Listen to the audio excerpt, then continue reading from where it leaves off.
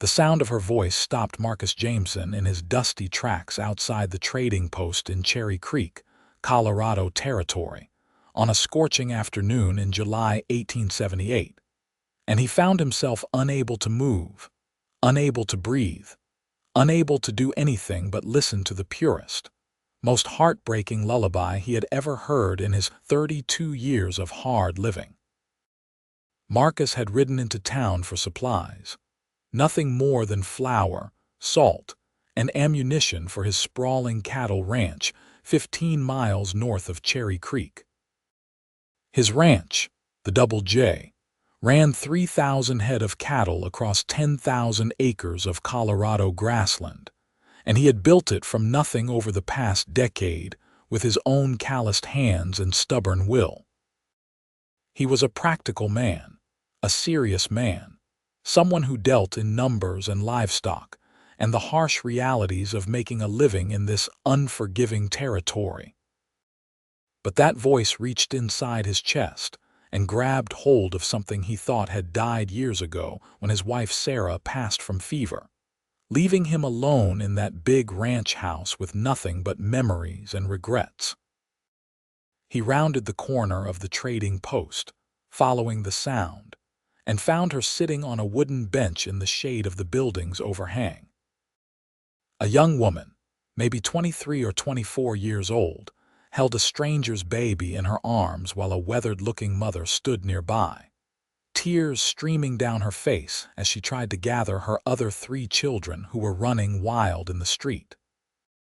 The baby had clearly been screaming itself hoarse, its little face red and blotchy, but now it lay peaceful in the young woman's arms as she sang softly, rocking back and forth with a natural rhythm that spoke of long practice. The song was something Marcus half remembered from his own childhood, something his mother used to sing before she died when he was just 8 years old. The words came back to him slowly as he stood there like a fool in the middle of the boardwalk, his shopping list forgotten in his shirt pocket. Hush, little one, the night is coming. Stars above are softly humming. Close your eyes and drift away. I will guard you until day. The young woman had dark auburn hair that caught the sunlight where it escaped her simple bun, and her dress was plain calico, faded from many washings but clean and neatly mended. She was not what society would call a great beauty, but there was something in her face, in the gentle curve of her cheek and the concentration in her expression as she focused entirely on that baby, that made Marcus unable to look away. The exhausted mother finally gathered her other children and came back to the bench. "Oh, miss, I cannot thank you enough. I do not know what I would have done if you had not helped. He has been crying for 3 hours straight and I was at my wit's end." The young woman looked up with a smile that transformed her whole face from merely pretty to genuinely lovely. "It is no trouble at all. Sometimes babies just need a different set of arms and a little song. You have your hands more than full with these other little ones. We are traveling through to meet my husband in Denver. He is working the mines there. But our wagon broke an axle just outside town, and we have been stranded here for 2 days while the wheelwright makes repairs. I have been so worried, and I think the baby has been feeling my anxiety. Babies are sensitive little creatures. They pick up on our feelings." The young woman stood carefully, still cradling the now sleeping infant. "Would you like me to hold him while you get your other children settled? I truly do not mind." The mother looked ready to weep again, this time from gratitude. "Would you? Oh, that would be such a blessing. I need to go to the general store and get some food for dinner, and trying to shop with all 4 of them is nearly impossible. Go on. Take your time. I will be right here with your little one." Marcus watched as the mother hurried off with her 3 older children in tow, and then the young woman settled back onto the bench, adjusting the baby in her arms and humming softly. He knew he should move along, get his supplies, and head back to the ranch before dark, but his feet would not cooperate with his brain's commands. Instead, He found himself walking toward her. "That is a mighty pretty song." She looked up, startled, and he saw that her eyes were a clear gray-green like sage after rain. "Oh, thank you. It is just something I learned a long time ago. You have a gift with babies." He gestured at the sleeping infant. That mother looked like she was about to collapse before you helped her. Traveling with children is difficult, especially alone. I could see she needed a moment of peace. She studied him with those unusual eyes, taking in his tall frame, his sun-weathered face, his work-worn clothes. "Are you from around here? I have a ranch north of town. The Double J been there about 10 years now." He pulled off his hat, suddenly aware that he was standing in front of a lady with his head covered. His dark hair was flattened with sweat and dust. "Name is Marcus Jameson. Josie Riley. Most people call me Josie." She spoke with a soft accent he could not quite place, something from back east but not New England. Maybe Pennsylvania or Maryland. "That is a pretty name. Are you new to Cherry Creek, Miss Riley?" She nodded, her attention returning to the baby as it stirred slightly in its sleep. She adjusted her hold and resumed her gentle rocking, her voice dropping to barely above a whisper. "I arrived 2 weeks ago on the stage from Denver. I am working at the hotel, helping with laundry and cleaning rooms. It is not glamorous work, but it is honest, and Mrs. Patterson, who owns the hotel, is a kind woman. That is hard work." Marcus knew the hotel, a modest 2-story building at the end of Main Street that served the occasional travelers and miners passing through Cherry Creek. "Where are you from originally?" "Baltimore, Maryland." A shadow passed over her face, something painful and recent. "My circumstances changed, and I needed to make a new start somewhere far from everything I knew." Marcus recognized the careful phrasing, the deliberate vagueness that indicated secrets and sorrows best left unexamined. He had been out west long enough to know that everyone was running from something, whether it was a past mistake, a broken heart, or simply the suffocating expectations of civilized society. The West did not care about your history. It only cared about what you could do, what you could build, whether you could survive. Well, Cherry Creek is a good place for new starts, small but growing. We have good people here for the most part. It seems like a nice town. Josie looked down at the baby again, and Marcus saw something in her expression that made his chest tighten. Longing. Deep, aching longing. "I like it here. Everyone has been welcoming." "Is this a common thing for you, singing to strangers' babies?" A faint smile touched her lips. "I suppose it is. I cannot help myself. When I hear a baby crying and see a mother struggling, I just have to help if I can. Some people have a way with horses or cattle. I seem to have a way with babies. Ever thought about having your own?" The question came out before Marcus could stop himself, and he immediately regretted it when he saw Josie's face tighten with pain. "I am sorry. That was too personal. I did not mean to pry." "It is all right." Her voice was barely audible now. "I would like children someday. I always thought I would be married by now with a house full of them, but life does not always work out the way we plan." There was a story there, Marcus knew. Probably a sad one involving a man who had disappointed her or worse. He had seen enough of the world to know that women often got the worst of it when it came to broken promises and shattered dreams. No, it certainly does not. He thought of Sarah, of the children they had planned to have, of the family he had imagined building on his ranch. Life has a way of taking us down roads we never expected to travel. They sat in companionable silence for a moment, the only sound the soft breathing of the sleeping baby and the distant noise of the town going about its business. A wagon rattled past. Someone shouted from inside the saloon down the street. A dog barked. "This might sound strange," Marcus said slowly, turning his hat in his hands. "But would you consider coming out to my ranch?" Josie's eyes widened, and he saw suspicion and fear flash across her face. He held up a hand quickly. "I do not mean anything improper, Miss Riley. I apologize for expressing that poorly. What I meant to say is that I am looking to hire someone to help around the house. My wife died 3 years ago, and since then I have been managing on my own, but the place is falling apart. I need someone who can cook and clean and maybe help with some of the lighter ranch work. I have 4 hands who work the cattle, good men, and they bunk in the ranch house with me. Everything would be completely proper and respectable. You would have your own room with a lock on the door, and Mrs. Patterson in town would vouch for my character if you wanted to ask her." Josie studied him for a long moment, clearly weighing the offer. "Why me? You do not even know me. I know you are kind. I know you are gentle with babies. I know you are willing to help a stranger without asking for anything in return." He met her eyes directly. "And I know that voice of yours could bring peace to the hardest heart.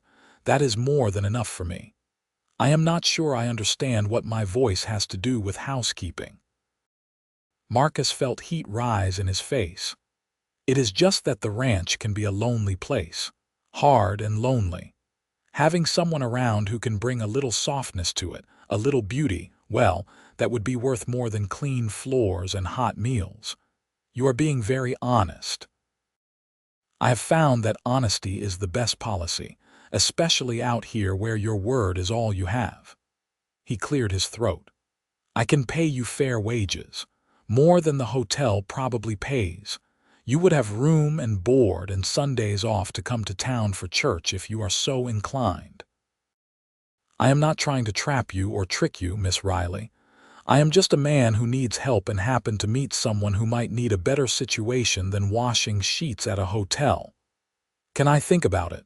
Of course. Take all the time you need." Marcus pulled a piece of paper and a stub of pencil from his pocket, scribbled something quickly, and handed it to her. "That is directions to the ranch if you decide you want to come see the place before making a decision. Or if you just want to send word, you can leave a message at the telegraph office and one of my hands will get it when they come to town for supplies." The mother returned then, her arms full of packages, her 3 older children trailing behind her looking slightly less wild. Josie carefully transferred the still sleeping baby back to his mother's arms. He did not wake once. "You are a miracle worker, miss. Just a little song and some rocking. You have a beautiful baby." Marcus tipped his hat to both women and turned to leave, but Josie's voice stopped him. "Mr. Jameson," he turned back. "Yes, thank you for the offer. I will think about it seriously. That is all I can ask." He smiled, something he did not do often these days. "I hope to see you again, Miss Riley." He walked away feeling lighter than he had in years, though he told himself firmly not to get his hopes up. She would probably decide to stay at the hotel where things were safe and predictable. Why would a young woman from Baltimore want to go live on an isolated cattle ranch with a weathered widower and his rough ranch hands? But 3 days later, as Marcus was working in the north pasture checking fences, one of his hands came riding up fast. "Boss, there is a woman at the house. Says she is here about a job." Marcus dropped his tools and rode back to the ranch house faster than was probably wise. He found Josie standing in the yard with a single worn carpetbag at her feet, looking small and uncertain in the vast emptiness of the Colorado grassland that surrounded his property. "Miss Riley." He dismounted quickly, suddenly aware of how rough he must look, covered in dust and sweat. "You came. I hope the offer is still good. Mrs. Patterson gave me a good reference to give you, and she said I should trust my instincts. My instincts say that you are a good man who needs help, and I am a woman who needs a better situation. So here I am." Marcus felt something shift in his chest, something that had been locked tight for 3 years starting to crack open. The offer is definitely still good. Let me show you around. He picked up her carpet bag and led her toward the house, acutely aware of how shabby everything must look to someone from the city. The ranch house was large, built from good timber and stone, with a wide porch that wrapped around 3 sides. But the porch railings needed repair, the windows needed washing, and he knew the inside was even worse. He had been living like a bachelor for too long, caring only about the cattle and the land, letting the house fall into a state that would have horrified Sarah. "It is a bit rough," he admitted as he pushed open the front door. "I have not been keeping up with things the way I should." Josie stepped inside and looked around the main room with its large stone fireplace, worn furniture, and layer of dust on every surface. The kitchen was visible through an open doorway, and he could see her taking in the pile of dirty dishes, the ash-covered stove, the floor that badly needed sweeping. "It needs work," she said carefully. "But I can see the bones of a good home here. It just needs someone to care for it properly." "That is a kind way of saying it is a disaster." She turned to face him with a small smile. "I have seen worse, Mr. Jameson, much worse. This is just neglect, not damage. Neglect can be fixed. Please call me Marcus. We are going to be living under the same roof, even if it is completely proper and respectable. Might as well use first names. Then you should call me Josie." He showed her the rest of the house. There were 6 bedrooms upstairs. The master bedroom had been his and Sarah's, and he had not touched it since she died, just closed the door and moved into one of the smaller rooms. He did not show Josie that room. Instead, he showed her the room next to his current one, clean but sparse, with a good bed, a wardrobe, a washstand, and a window that looked out over the front yard and the mountains in the distance. "This would be yours. There is a bolt on the inside of the door. My room is right next door, and the 4 hands have rooms at the end of the hall. They are good men, Josie. I have known them all for years. Tom and Billy are brothers from Kansas. Ray is from Texas, been working cattle his whole life. And Sam is a young fellow from Denver, only been with me a year, but he is learning fast and works hard. They might be a little rough around the edges, but they are respectful and decent. I trust your judgment." Josie set her bag on the bed and looked out the window. "It is beautiful here. So much space, so much sky, I have never seen anything like it. It can feel overwhelming at first if you are used to the city, but it gets into your blood after a while, the openness, the freedom. I think I am going to like it." She turned back to face him. "When would you like me to start?" "How about tomorrow? That gives you today to settle in and get your bearings. I will introduce you to the hands at dinner tonight. Fair warning, they are going to be shocked. I have not mentioned to anyone that I was looking to hire help." "Why not?" Marcus hesitated, then decided honesty was indeed the best policy. "Because I did not know I was looking until I heard you singing to that baby and realized how empty this house has been. How empty my life has been." Josie's cheeks flushed pink. "That is very forthright of you. I do not believe in playing games or hiding my feelings. Life is too short and too hard out here for that kind of nonsense." He met her eyes steadily. "I am not going to pretend I did not notice you, Josie. I am not going to pretend I do not find you lovely and kind and interesting. But I am also not going to rush you or pressure you or do anything improper. You need a job and a safe place to live. I need help with my house and my life. If something more develops between us over time, well, we can deal with that if and when it happens.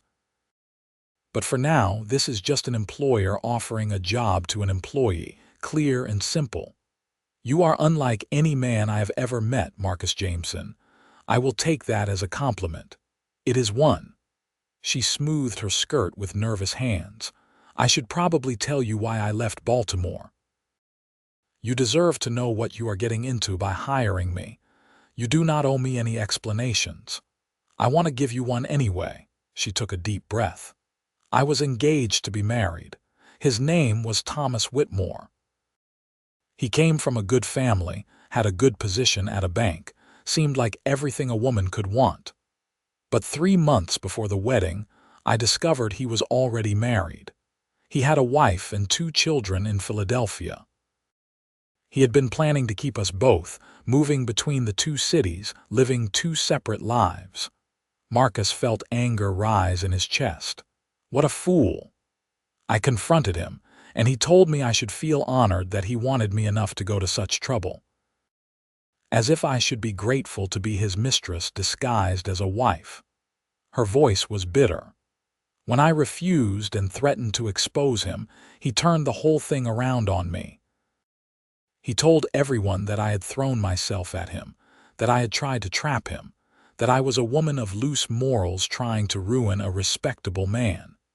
His real wife never knew about me, but everyone in Baltimore society believed his lies. My reputation was destroyed. I could not get decent work. People I had known my whole life crossed the street to avoid me. So you came west. I had a little money saved, enough for a train ticket and a few weeks of room and board while I looked for work. Mrs. Patterson took a chance on me because she said she could tell I was honest, and she does not put much stock in what society thinks anyway. She is a widow who built her business from nothing. She understands what it is like to be judged unfairly. Marcus was quiet for a moment, processing this information. Then he said, "Thank you for telling me, but it does not change anything. In fact, it just confirms what I already knew. You are a good person who got hurt by a bad man. That is not a mark against you. That is a mark against him." You really believe that? I know it. And anyone who says different can answer to me. Josie's eyes were bright with unshed tears. Why are you being so kind to me? You barely know me. Maybe I recognize a kindred spirit. Maybe I see someone who deserves a second chance, just like this ranch house deserves someone to care for it properly again. He cleared his throat, uncomfortable with the emotion in the conversation. Or maybe I am just a practical man who knows a good thing when he sees it. You needed a job. I needed help. Everything else is just details. She laughed then, a genuine sound of amusement that made Marcus smile in response. You are a very practical man, Marcus Jameson, but I think there is more to you than you let on. You will have plenty of time to figure that out. He moved toward the door. I will let you get settled. Come downstairs when you are ready, and I will show you the kitchen and pantry so you can start thinking about what we need from town. Marcus left her alone and went back outside, his mind spinning with the reality that Josie Riley was actually here, in his house, agreeing to stay and work for him. He had not been lying when he said he was a practical man, but he also had not been entirely honest about his motivations. Yes, he needed help with the house. Yes, it made sense to hire someone, but the truth was that he had not been able to get her voice out of his head for 3 days. He had not been able to stop thinking about the gentle way she held that baby, the kindness in her eyes when she looked at the exhausted mother, the quiet strength in her bearing despite whatever hardships she had faced. He was attracted to her. There was no point in denying it. But he was also old enough and experienced enough to know that attraction was not enough. He had hired her to work, and he would treat her with respect and give her space to heal from whatever that worthless man in Baltimore had done to her. If something more developed between them, it would happen naturally, or it would not happen at all. That evening, he gathered his 4 ranch hands in the main room before dinner and explained the situation. Tom, the older of the 2 brothers from Kansas, a man in his late 40s with graying hair and a weathered face, nodded approvingly. "About time you got some help around here, boss. This place has been falling apart." Billy, younger by 5 years but similar in appearance, grinned. "And it will be nice to have some decent cooking again." No offense, boss, but your biscuits could double as ammunition if we ever run out of bullets. Ray, the Texan who was somewhere around Marcus's age with the bowlegs and sun-weathered skin of a lifelong cowboy, just tipped his hat. As long as she can cook and does not cause drama, I am happy. Sam, the youngest at 22, looked nervous. She is not going to make us mind our manners too much, is she? I mean, I know how to be respectful, but I am not used to being around ladies much. Just treat her the way you would want someone to treat your sister or mother, Marcus said firmly. Be polite, watch your language, and do not make her uncomfortable. She is here to work, same as all of us. Anyone who cannot handle that can find employment elsewhere. Understood, boss. They all nodded in agreement. When Josie came downstairs a little while later, cleaned up and wearing a fresh dress, all four men stood up immediately and removed their hats. Marcus made the introductions, and he was pleased to see that Josie greeted each man warmly, shaking hands and thanking them for welcoming her to the ranch. I hope I can make your lives a little easier, she said. A well-run household makes for a more pleasant home for everyone. Madam, if you can just make sure we have hot coffee in the mornings, you will be a saint as far as I am concerned, Tom said with a grin. Josie laughed. I think I can manage that. That first dinner was a bit awkward, with everyone on their best behavior and careful about what they said. But Josie had found some supplies in the pantry and managed to put together a simple but decent meal of fried potatoes, beans, and salt pork. It was better than anything they had eaten in months, and Marcus saw the appreciation on his men's faces. After dinner, the hands excused themselves and headed out to the bunkhouse, leaving Marcus and Josie alone in the kitchen.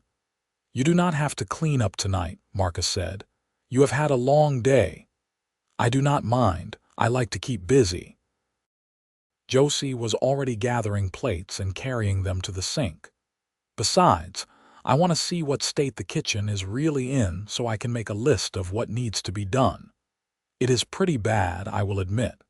Nothing that cannot be fixed with some elbow grease and determination. She looked at him over her shoulder. Your men seem nice. They are good people, been with me a long time, most of them. They work hard and do not complain. I am lucky to have them. It is clear they respect you. That says a lot about the kind of boss you are. Marcus felt oddly pleased by her observation. I try to treat people fairly. That is all anyone can do. They worked together in companionable silence for a while, Josie washing dishes and Marcus drying them and putting them away. It felt domestic and comfortable in a way that surprised him. He had not realized how much he missed this kind of simple partnership, the quiet rhythm of two people working together toward a common goal. Can I ask you something?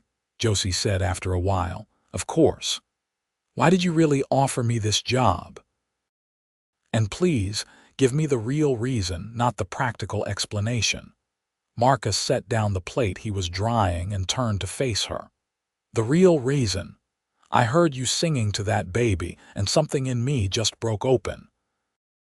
I have been walking around dead inside for 3 years, just going through the motions, working the ranch because it is what I do and who I am, but not really living, not really feeling anything. And then I heard your voice, and suddenly I remembered what it felt like to be alive. To want something beyond just survival. Josie had stopped washing dishes and was staring at him with those gray-green eyes. That is a lot to put on a stranger.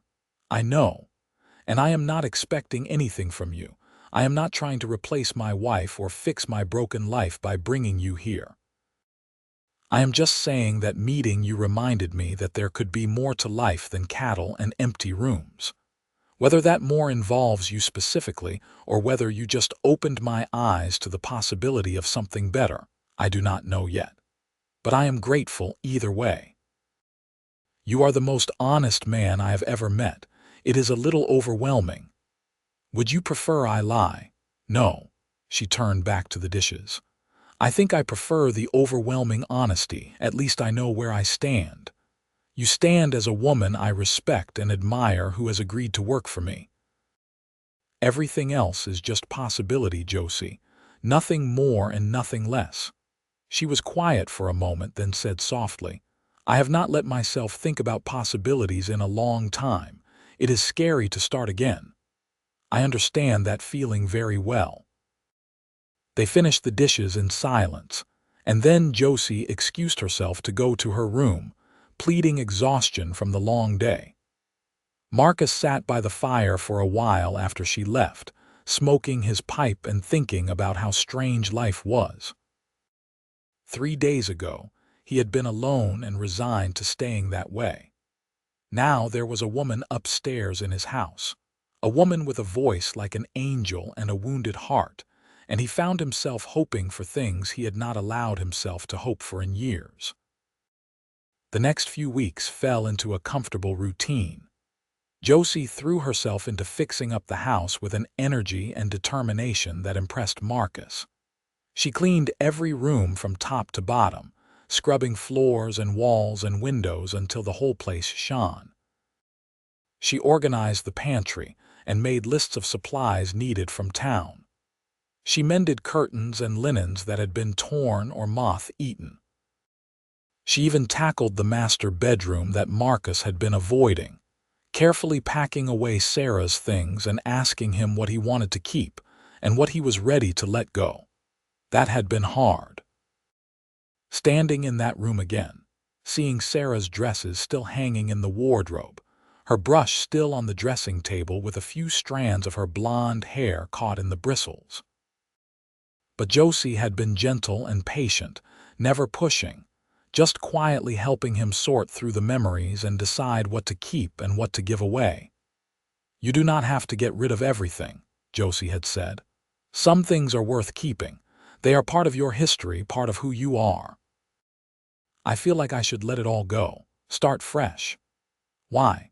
She was your wife. You loved her. There is no shame in honoring that, even as you move forward with your life. Josie had picked up a framed photograph of Sarah from the dresser, studying the serious-faced young woman in the picture. She was very pretty. She was, and kind, and tough as nails when she needed to be. This life is not easy for women, but she never complained. Marcus had taken the photograph from Josie and looked at it for a long moment. She deserved better than to die at 27 from a fever that would not break. I am sure she would want you to be happy again. Maybe, but I am not sure I would know how to be happy even if I tried. I think you are doing better than you realize.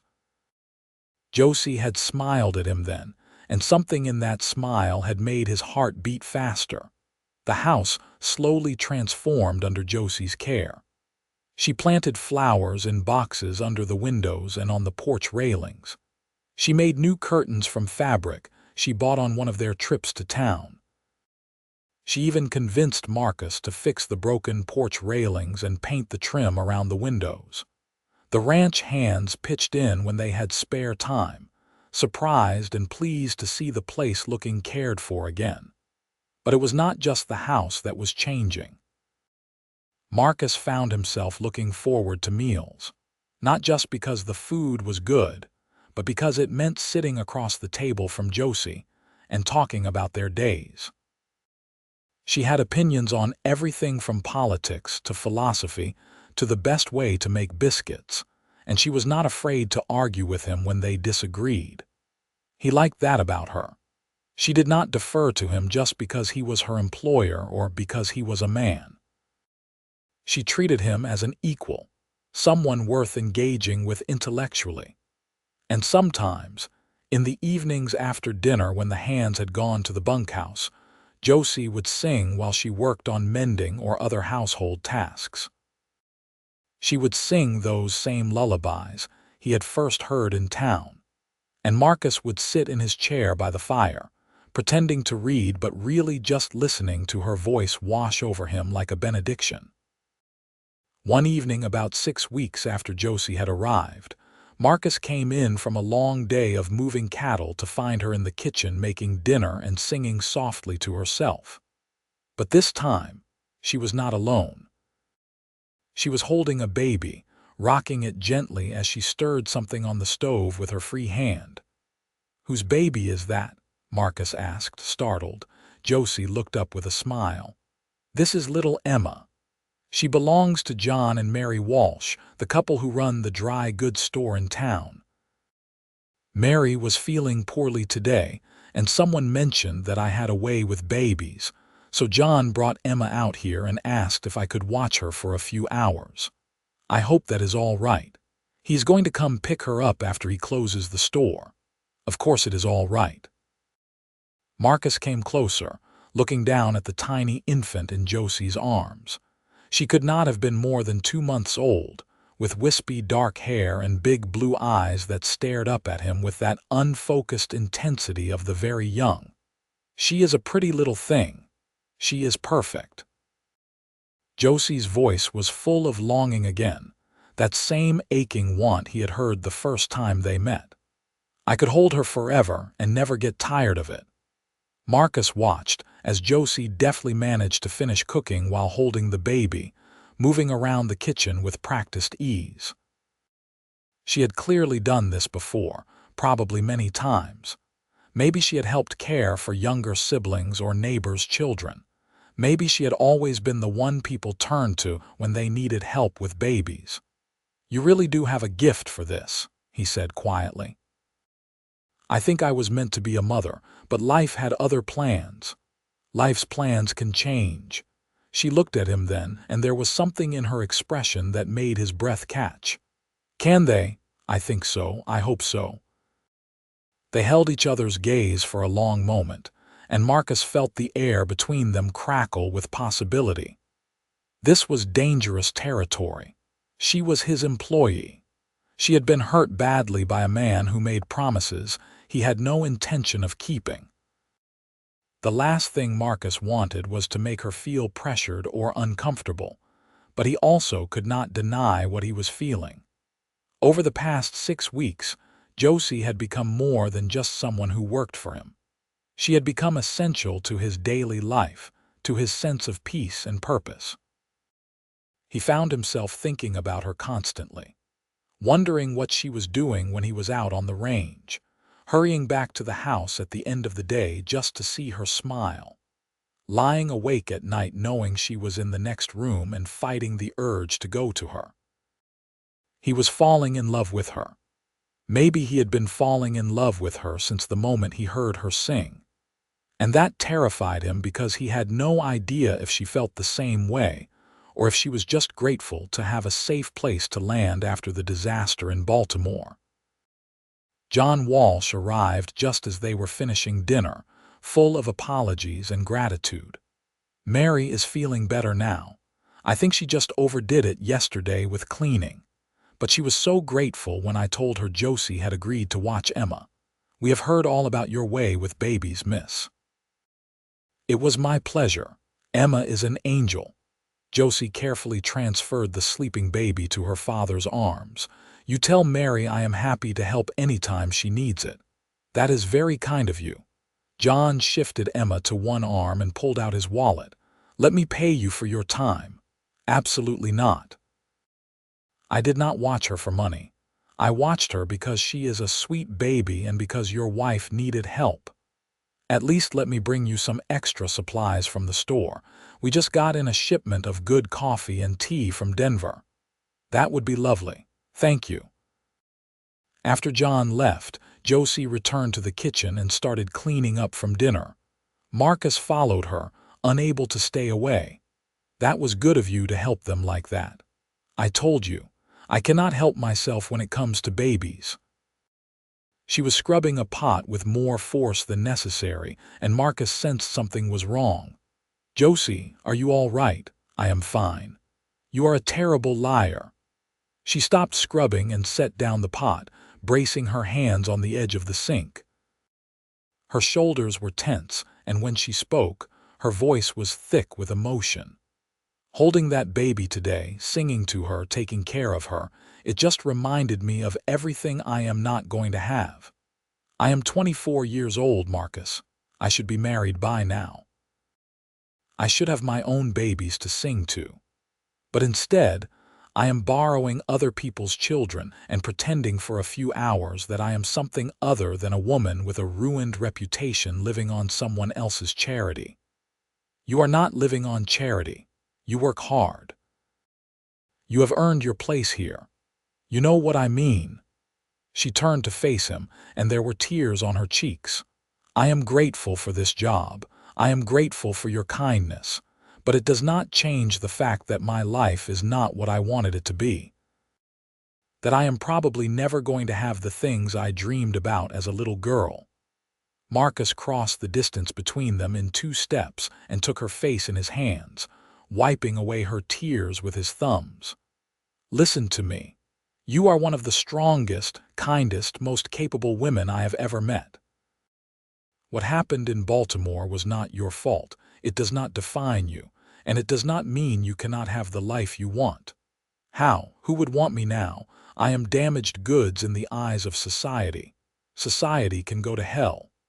The words came out fierce and angry. I do not care what society thinks. I care what is true, and the truth is that you are worth 10 of that fool who tried to ruin you. Marcus. His name came out as barely a whisper. I know I am your employer. I know this is complicated. I know I probably have no right to say any of this. He was still holding her face, his thumbs tracing small circles on her cheeks. But I cannot stand here and listen to you talk about yourself like you are broken or worthless. You are neither of those things. You are extraordinary. You barely know me. I know you well enough to know that I am in love with you. The words hung in the air between them, and Marcus saw shock register in Josie's eyes. He had not meant to say it. He had not planned this. But now that the words were out, he could not take them back, and he found he did not want to. You cannot mean that, Josie said, but her voice was uncertain, hoping. I mean it. I have been falling in love with you since the day I met you, maybe before that when I first heard you singing. I tried to fight it. I tried to tell myself it was just loneliness or gratitude or anything else that made sense. But it is not any of those things. It is love, pure and simple and completely inconvenient. Why inconvenient? Because you are my employee. Because you came here looking for safety and stability, not another man making demands of you. Because I am 10 years older than you and set in my ways. Because you deserve better than a rough rancher with dirt under his fingernails and a house that still smells like sadness sometimes.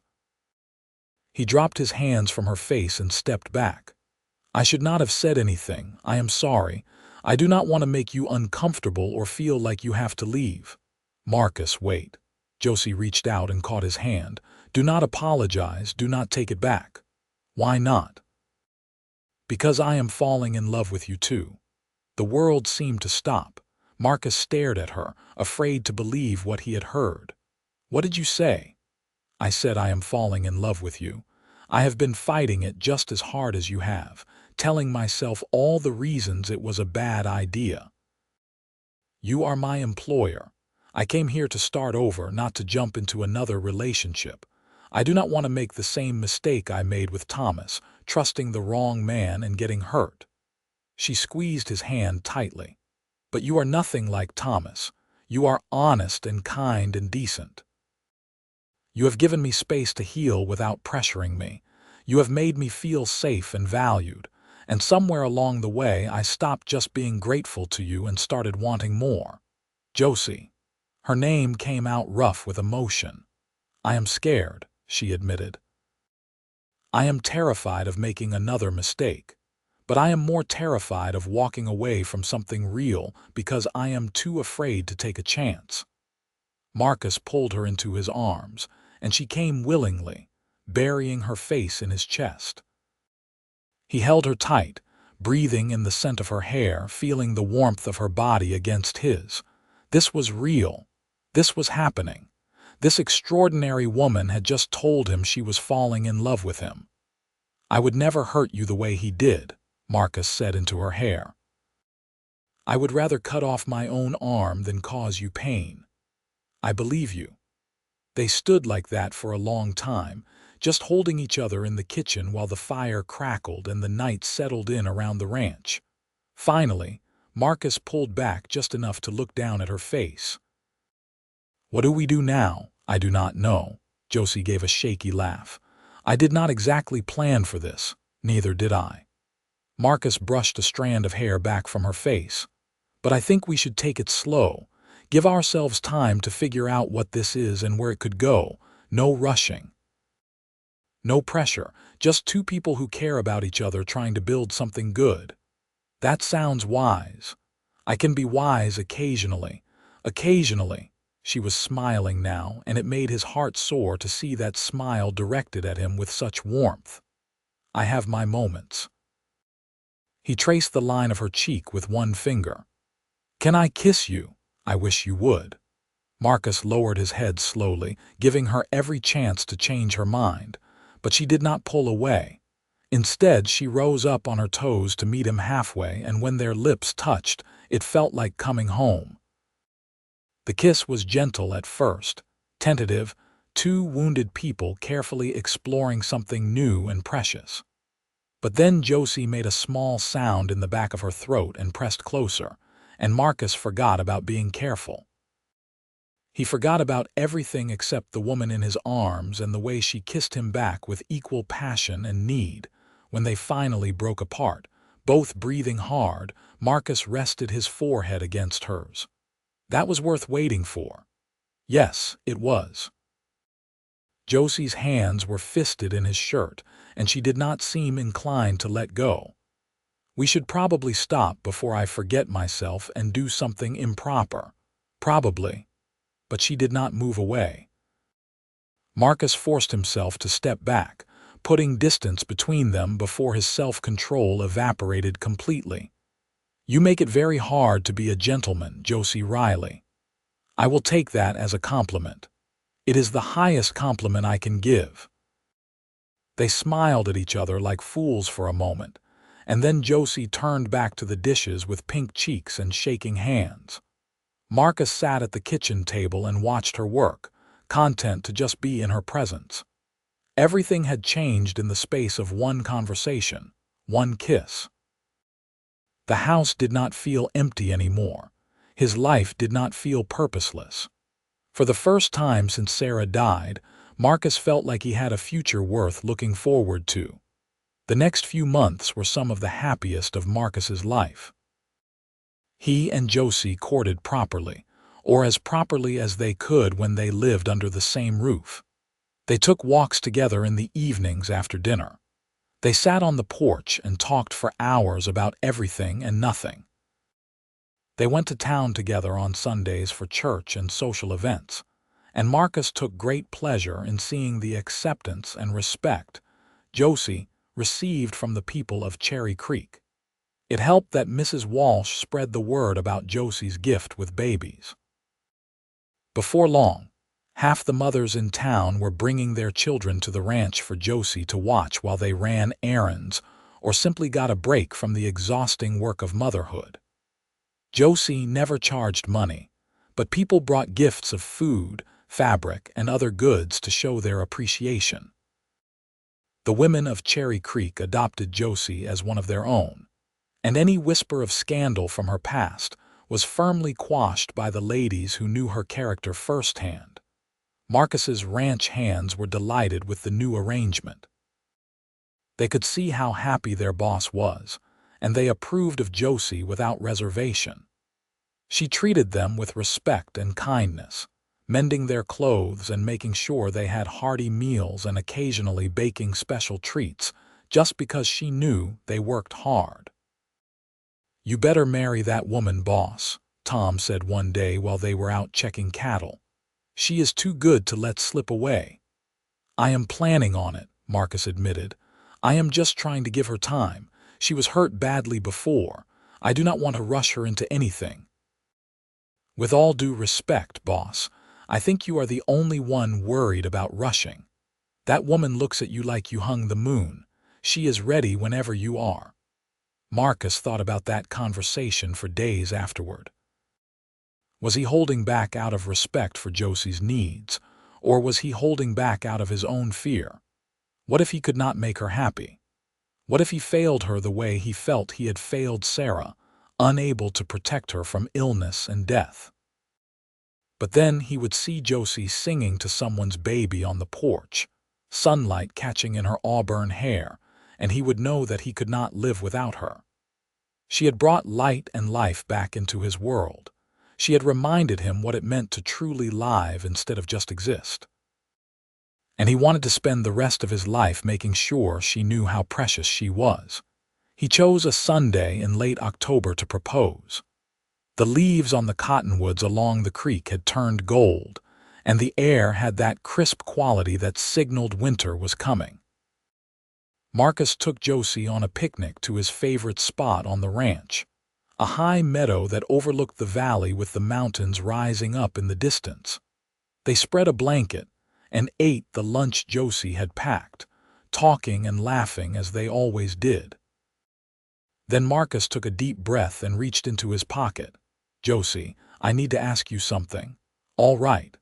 She set down her coffee cup and gave him her full attention. "I know we have only been courting for a few months. I know you came here looking for safety and a fresh start, not a husband. I know I am probably not the man you imagined yourself marrying back when you were a girl dreaming about your future." Marcus pulled out the ring he had bought in Denver on his last supply trip, a simple gold band with a small but genuine diamond. "But I love you. I love you more than I thought it was possible to love someone.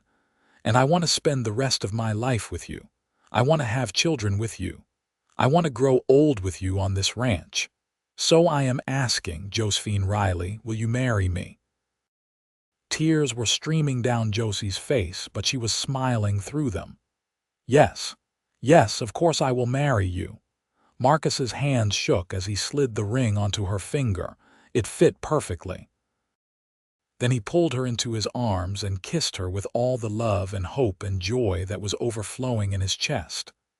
"I will spend every day making sure you are happy," he promised. "I will give you the life you deserve, the children you want, the love you were meant to have. You already make me happy. You already give me everything I need." Josie cupped his face in her hands. "You saved me, Marcus. You took a chance on a woman with a ruined reputation and no prospects, and you gave me back my faith in love and goodness. I will spend the rest of my life being grateful for that. I am the one who should be grateful. You brought my house back to life. You brought me back to life." They sat together on that blanket for hours, making plans for the future. They would get married before winter set in. They would fill the ranch house with children. They would build a life together based on honesty and respect and genuine affection. It would not always be easy. Ranch life was hard, and there would be challenges and sorrows along the way. But they would face everything together, as partners in every sense of the word. The wedding took place in early November at the church in Cherry Creek. The whole town turned out for the celebration. Mrs. Patterson cried through the whole ceremony. The Walsh family came with baby Emma, who was now 6 months old and as beautiful as ever. Marcus's ranch hands stood up as witnesses, proud to see their boss so happy. Josie wore a simple white dress that Mrs. Patterson had helped her make, and Marcus thought she had never looked more beautiful. When the pastor pronounced them man and wife, Marcus kissed his new bride with such tenderness that several people in the congregation had to wipe away tears. The celebration afterward at the hotel was loud and joyful. There was music and dancing and more food than anyone could possibly eat. Marcus held Josie in his arms as they danced their first dance as husband and wife, aware of everyone watching but only having eyes for her. "How does it feel to be Mrs. Jameson?" he asked. "It feels right. Like this is what I was always meant to be." She rested her head on his shoulder. I cannot believe how much my life has changed in just 6 months. If someone had told me back in Baltimore that I would end up married to a rancher in Colorado, I would have thought they were insane. If someone had told me 6 months ago that I would meet a woman singing to a stranger's baby and fall in love with her on the spot, I would have said the same thing. You think we are crazy, probably, but it is the best kind of crazy. They left the celebration as the sun was setting, riding back to the ranch together in the wagon. The house looked warm and welcoming in the twilight, lights glowing in the windows. Home. They're home now, officially and completely. Marcus carried Josie over the threshold and she laughed at the traditional gesture. You do not have to carry me. I am perfectly capable of walking. I know, but I want to. Humor me. He set her down carefully in the main room and they stood looking at each other for a moment. The house was quiet. The ranch hands had discreetly made themselves scarce, camping out in the barn to give the newlyweds privacy on their wedding night. Are you nervous? Marcus asked softly. A little, Josie admitted. But mostly I am just happy. Me too. Marcus took her hands. We do not have to do anything you are not ready for. I know that man hurt you. I know you might need time. Marcus, look at me. She waited until he met her eyes. Thomas never touched me, not in that way. I broke off the engagement as soon as I discovered his lies. So whatever you are worried about, do not be. I want this. I want you. Relief and desire flooded through Marcus in equal measure. He pulled her close and kissed her deeply, and she responded with equal passion. They made their way upstairs slowly, pausing frequently to kiss and touch and whisper words of love. And when they finally came together as husband and wife in the big bed in what had once been the master bedroom and was now truly theirs, it was everything Marcus had hoped it would be. Tender and passionate, awkward and perfect, a joining not just of bodies but of hearts and souls. Afterward, as they lay tangled together in the darkness, Josie traced patterns on Marcus's chest with her finger. Thank you. For what? For being patient with me, for giving me time to heal, for showing me what love is really supposed to be. You do not have to thank me for that. It is what you deserve. He kissed the top of her head. I love you, Josie, more than I can ever put into words. I love you too, so much it scares me sometimes. Good scared or bad scared, good scared. The kind that means something really matters. They drifted off to sleep in each other's arms, warm and safe and completely content. And if Marcus woke up once in the night and just lay there watching his wife sleep, memorizing the peaceful expression on her face, well, that was his business and no one else's. The first year of their marriage was everything Marcus had hoped it would be. Josie thrived as the lady of the ranch, managing the household with efficiency and grace while still finding time to help the mothers of Cherry Creek with their babies. Marcus threw himself into expanding the ranch, adding more cattle and hiring 2 more hands to help with the increased workload. The Double J was prospering, and Marcus took pride in being able to provide well for his wife. But there was one shadow on their happiness. A year passed, and then 18 months, and Josie did not conceive. At first, neither of them worried. These things took time. But as the months continued to pass with no sign of pregnancy, Marcus saw the worry growing in Josie's eyes, the way she tensed every month when her courses came, the way she held other women's babies with increasing desperation. What if I cannot have children? She asked him one night, her voice small and frightened. What if there is something wrong with me? There is nothing wrong with you. Marcus pulled her close. These things happen in their own time, we just have to be patient. But what if we wait and it never happens? What if I cannot give you the children you want? Then we will adopt. Or we will fill our lives with other things. Or we will simply be happy with each other. Josie, I married you because I love you, not because of the children you might give me. If we are blessed with babies, that is wonderful. If we are not, we will still have each other. You really mean that? With all my heart. But Marcus would be lying if he said he was not disappointed. He had imagined Josie pregnant, glowing and round with his child. He had imagined teaching their son to ride or their daughter to rope. He had imagined the house filled with the sound of children's laughter. And every month that passed without pregnancy felt like another small loss. 2 years into their marriage, Josie went to see the doctor in Denver, wanting answers. Marcus went with her, holding her hand through the examination and the awkward questions. The doctor was thorough and kind, but his conclusion was frustrating in its vagueness. I cannot find anything specifically wrong with either of you. Sometimes it just takes longer for some couples.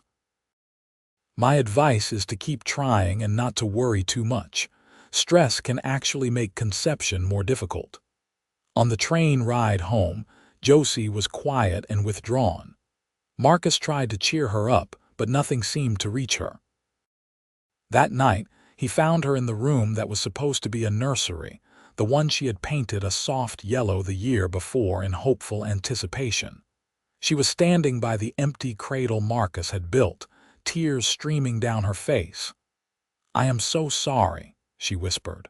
"I know you wanted children. I know that is probably part of why you married me." "Stop."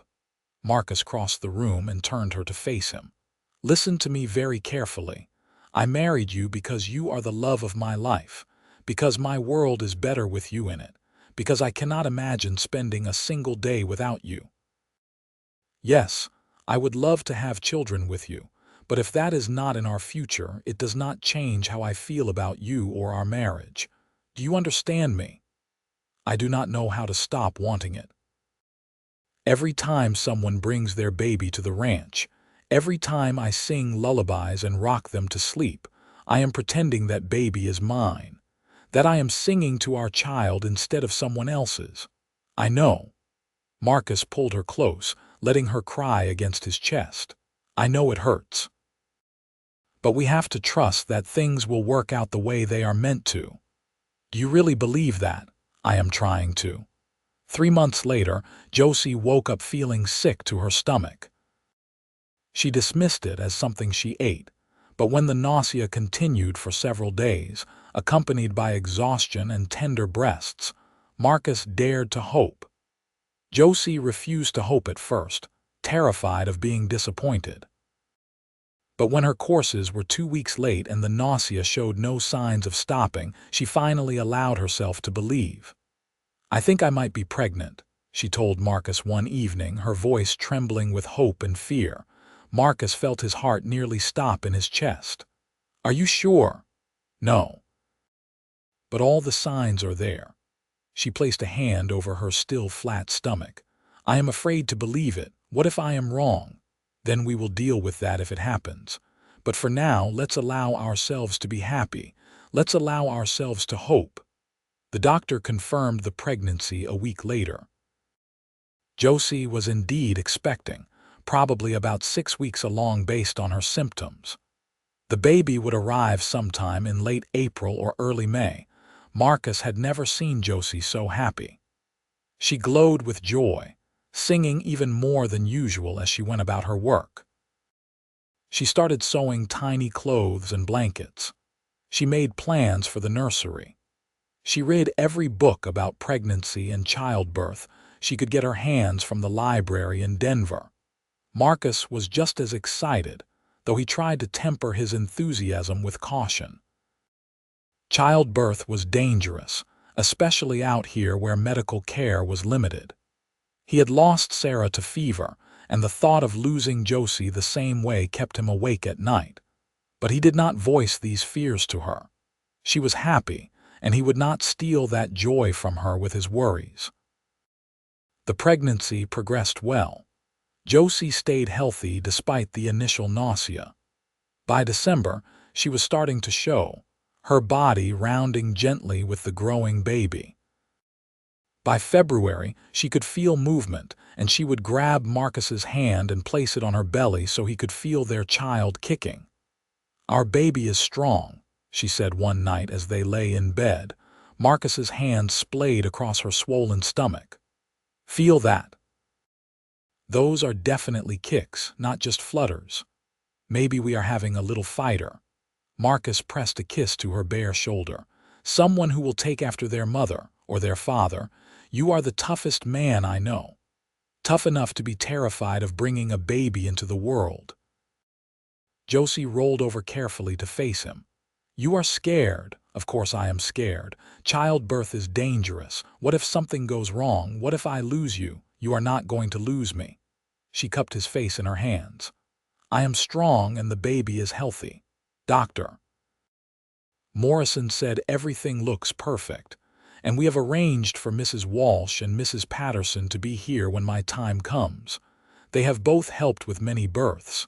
Everything is going to be fine." "You cannot promise that." "You are right, I cannot. But I can promise that I am going to fight with everything I have to come through this and give us the family we have been dreaming about. Can you trust me?" "I trust you." "It is fate I do not trust." "Then trust in us. Trust in our love. It has brought us this far.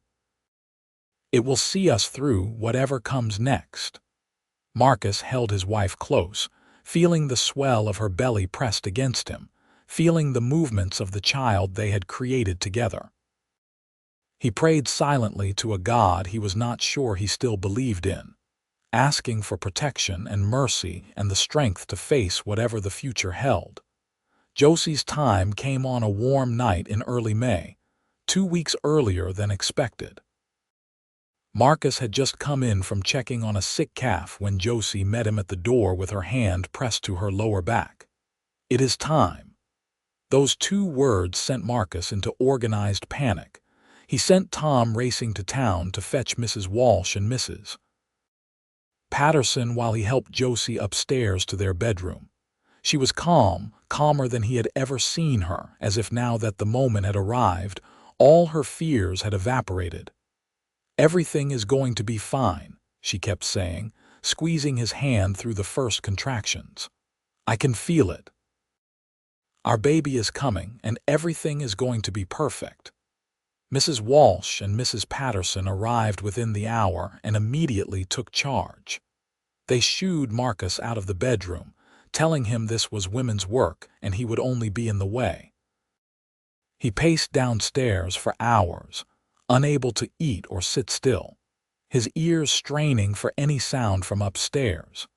He heard Josie cry out once or twice, but mostly he heard the low murmur of women's voices and the occasional instruction.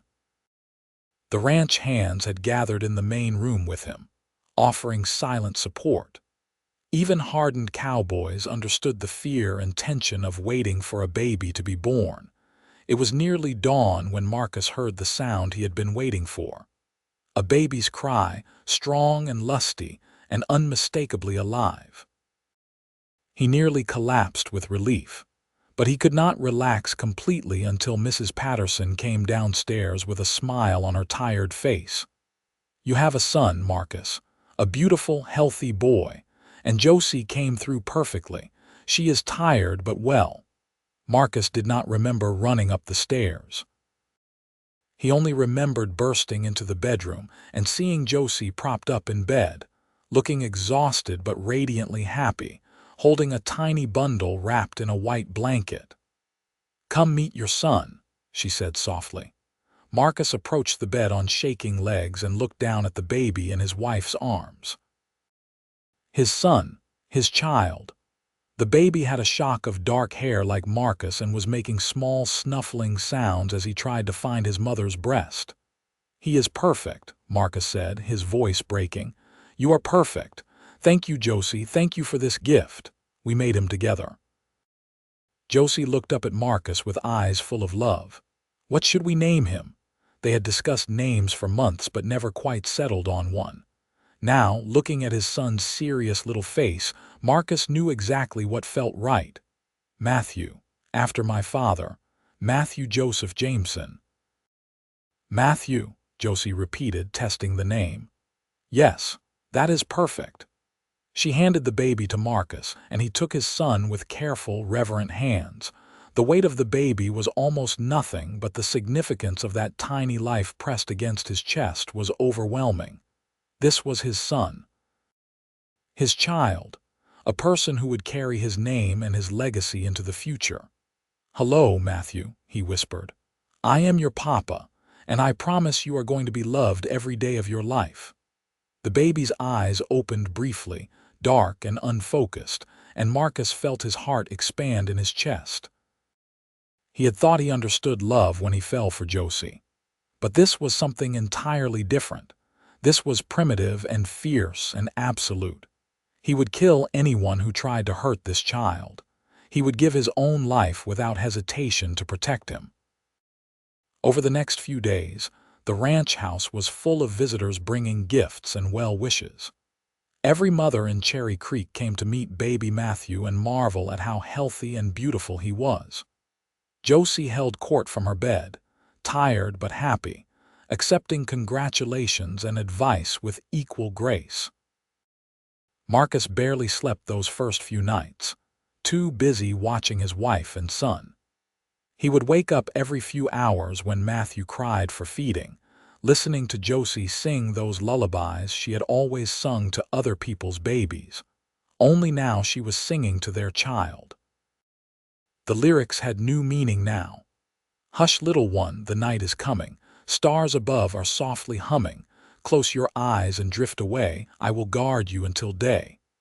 "You are finally singing to our baby," Marcus said one night, standing in the doorway and watching his wife nurse their son. "The baby I heard you singing to when we first met was in someone else's arms. Now you are singing to ours."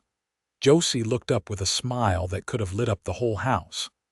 "I have been waiting my whole life to sing to my own child. It is even better than I imagined." "You are even better than I imagined, both of you." Marcus crossed the room and sat carefully on the edge of the bed, putting his arm around his wife's shoulders and looking down at his son. This was everything he had never known he needed. This was wholeness. This was purpose. This was love in its purest, most complete form. Matthew grew quickly, as healthy babies do. By 3 months, he was smiling and laughing. By 6 months, he was sitting up and grabbing at everything within reach. By a year, he was pulling himself up on furniture and trying to walk, much to his parents' delight and terror. "He is going to be walking before we know it," Josie said one afternoon as they watched Matthew cruise around the furniture in the living room. "And then running. And then we will never have peace again. I would not have it any other way." Marcus scooped up his son and lifted him high in the air, making the boy shriek with laughter. "My little cowboy, are you going to help Papa with the cattle when you get bigger?" "Mama," Matthew babbled, reaching for Josie. "He knows what he wants." Josie took the baby and settled him on her hip with practiced ease. "He is definitely your son, stubborn as a mule. I prefer to think of it as determination." Life fell into a new rhythm with Matthew in the house. The work of the ranch continued, but now Marcus had even more reason to work hard and build security for the future. He expanded the cattle operation again and began breeding horses as well, seeing an opportunity in the growing demand for quality riding stock. Josie managed the household and cared for Matthew with the same competence and love she brought to everything she did. She still helped the mothers of Cherry Creek with their babies when she could, but now she had her own child to focus on, and that brought her a satisfaction that Marcus had never seen before. When Matthew was 2 years old, Josie discovered she was pregnant again. This time, the news was greeted with joy rather than anxious hope. They knew what to expect. They knew Josie was strong enough to handle pregnancy and childbirth. And Matthew was excited at the prospect of becoming a big brother, even if he did not fully understand what that meant. "Baby," he would say, patting Josie's growing belly. "My baby." Your brother or sister, Josie would correct gently. You are going to help Mama take care of the baby, right? Help, Matthew agreed seriously, and Marcus would laugh at the solemn expression on his son's little face. This pregnancy was easier than the first. Josie was less anxious, more confident in her body's ability to do what needed to be done. She carried well, staying healthy and active almost until the end. Their second child, a daughter they named Sarah Rose after Marcus's late wife and Josie's favorite flower, arrived on a crisp October morning when the leaves were falling, and the air smelled of wood smoke and apples. The birth was quicker this time, only 4 hours from start to finish, and Josie came through it with flying colors. Marcus held his daughter for the first time and felt that same overwhelming rush of love he had felt with Matthew. Sarah had wispy blonde hair and blue eyes that would probably change color in a few months, and she had the tiniest fingers Marcus had ever seen. She is so small, he marveled. Matthew was this small once. You just forget how tiny newborns are. Josie reached up to touch their daughter's cheek. She is beautiful, like her mother. You have to say that. I am your wife. I would say it even if you were not. You are the most beautiful woman I have ever known, Josie, inside and out. 2-year-old Matthew was fascinated by his new sister. He wanted to hold her constantly and would sit very still while Josie supervised, his little arms supporting the baby's weight with surprising care. Gentle, he would whisper to himself. Be gentle with baby Sarah. Watching his son care for his daughter, Marcus felt his heart might burst. This was what he had wanted without even knowing it. A family. A real family, full of love and laughter and life. The ranch house that had been so empty and sad when Josie first arrived was now overflowing with joy. The years passed in a blur of hard work and precious moments. Matthew grew into a serious, thoughtful boy who loved the ranch and followed Marcus everywhere. Sarah turned into a bright, chattering little girl who had inherited her mother's gift with song and could often be found singing to her dolls or the ranch cats. When Matthew was 7 and Sarah was 5, Josie gave birth to twin boys, James and William. The twins were a handful from the start, always getting into mischief and keeping their parents on their toes. But they also brought even more laughter to the house, and Marcus found he did not mind the chaos. 4 children, he said one night after finally getting all the kids to bed. When I met you, I thought I would spend the rest of my life alone. Now I cannot imagine having fewer than 4 children running around. Would you want more? Josie asked with a tired smile. I would have a dozen if you wanted, but I am also perfectly content with the 4 we have. He pulled her close. You have given me everything, Josie. Everything I never knew I needed. We gave it to each other. I was lost when I came to Cherry Creek. Broken and alone and convinced I would never have the life I dreamed about. Then I met you, and you showed me that love could be real and lasting, that promises could be kept, that dreams could come true, sometimes in ways even better than you imagined. I heard you singing to a stranger's baby, and I knew I wanted you to sing to ours instead. And now I do. Every single night, lullabies to our children in our home. It is more than I ever hoped for.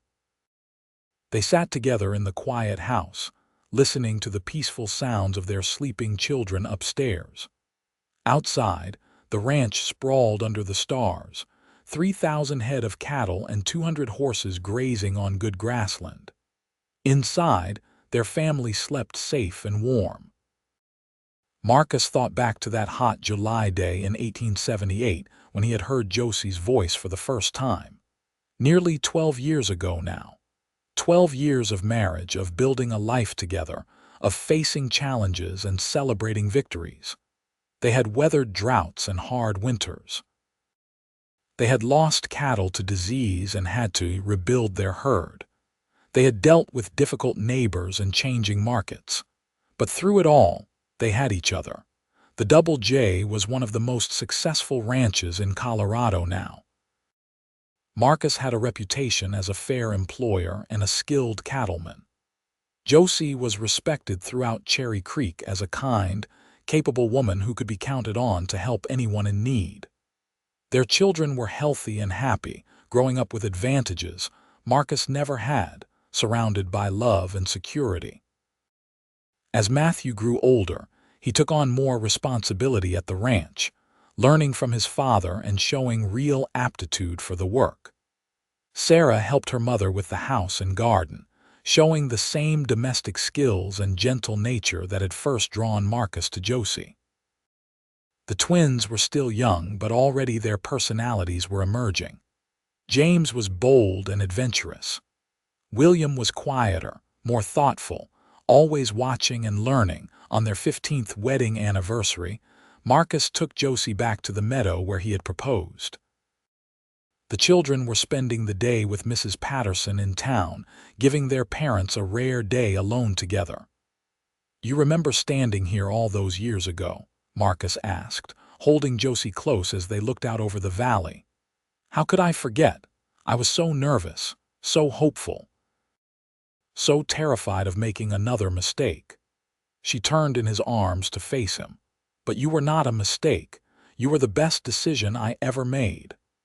I think hearing you sing that day was the best moment of my entire life. Everything good that has happened since came from that one moment.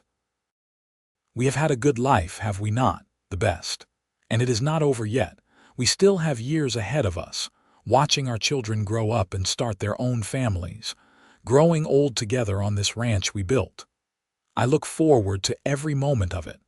Josie stood on her toes and kissed him. "I love you, Marcus Jameson, today and always. I love you too.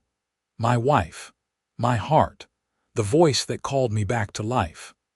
They stood together in that meadow as the sun moved across the sky, two people who had found each other against all odds and built something beautiful together. Two people who had taken broken pieces and created wholeness. Two people who proved that love could conquer pain and fear and doubt. Years later, when Marcus was old and gray and sitting on his porch watching his grandchildren play in the yard, he would think back to that day in Cherry Creek when he first heard Josie singing. He would think about how close he came to walking away, to talking himself out of approaching her, to letting fear and practicality keep him from taking a chance on love. But he had not walked away. He had listened to his heart instead of his head. And that decision, that single moment of courage, had given him everything that mattered. A wife who loved him. Children who filled his house with joy. A legacy that would continue long after he was gone. Josie still sang, even in her old age. Her voice was not as strong as it once was, but it was still beautiful, still able to soothe and comfort. She sang to their grandchildren now, those same lullabies she had once sung to strangers' babies. And when Marcus heard her voice drifting through the house, he would smile and remember. He remembered finding her in Cherry Creek, singing to a baby that was not hers. He remembered asking her to come to his ranch and sing to their babies instead. He remembered every moment of the life they had built together, every joy and sorrow, every triumph and challenge. And he knew, with the certainty that comes from a life well lived, that he would do it all again. He would walk into Cherry Creek on that hot July day. He would hear her voice and stop in his tracks. He would approach her with his heart in his hands and ask her to take a chance on him. Because she was worth it. They were worth it. Love was worth it, always and forever.